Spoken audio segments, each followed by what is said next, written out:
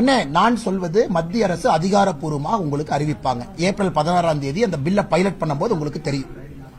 இன்னைக்கு எல்லோரும் பேசுவது ப்ரொபோர்ஷனட்டா 50% உயர்த்தலாம். பெட்டர் ஐடியாஸ் இருந்தா முதலமைச்சர் ஐடியா போய் கொடுக்கட்டுமே. சும்மா 5 மாநில முதலமைச்சரை கூப்பிட்டு ஒரு மீட்டிங் போட்டு 2 டீ சாப்பிட்டுட்டு வேண்டாம் வேண்டாம் சரி வேண்டாம் ஃபார்முலா சொல்லுங்க. பாப்புலேஷன் வேண்டாம் நாங்களும் சொல்றோம். தமிழ்நாடு பாரதிய ஜனதா கட்சியும் மக்கள் தொகை அடிப்படையில் வேண்டாம் தான் நாங்களும் வலியுறுத்துறோம். இது எப்படி பண்ணலாம்? ப்ரோரேட்டா பண்ணலாமா? இல்ல எல்லாத்துக்கும் 50% உயர்த்தலாமா?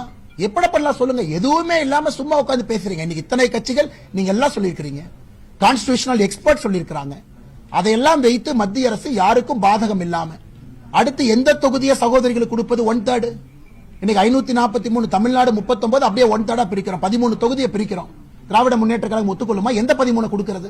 அந்த 13 பிரிப்பதற்கான வரைமுறை என்ன? அதை எல்லாம் பாராளுமன்றத்தில் ஏப்ரல் 16ஆம் தேதி மத்திய அரசு அந்த பில்லை கொண்டு வரும்போது தெளிவு கிடைக்கும். இன்னைக்கு எதுவுமே இல்ல. மக்கள் தொகை அடிப்படையில் யார் சொன்னா? மக்கள் தொகை அடிப்படையில் நாம் உயர்த்துகின்றோம் என்று யார் சொன்னார்கள் இவர்களுக்கு? எதற்காக முதலமைச்சர் வீடியோ போட்டு அச்சுறுத்தல் செய்யணும்? 1960 தமிழகத்தை பின்னோக்கி கொண்டு போக பாக்குறாங்களா? இல்ல எதற்காக முதலமைச்சர் தேவையில்லாத இந்த வேலையெல்லாம் செய்யணும்? அதனால தமிழக மக்கள் இதை பார்த்துக் கொண்டிருக்கின்றார்கள். ஆரோக்கியமான அரசியலை முதலமைச்சர் செய்யணுமா விட்டு தேர்தல் நேரத்தில் ஒரு விஷயத்தை ஊதி பெரிதாக்கி விட்டு இதை பார்த்து யாரோ அப்பாவி தொண்டர் 2 பேர் தீ குளிச்சானா அதிலே குளிர் காய்வதற்காக முதலமைச்சர் அவர் ஐடியா பண்ணிட்டு இருக்காரு. மிக தெளிவாக இந்த வீடியோல இருந்து நமக்கு தெரியுது.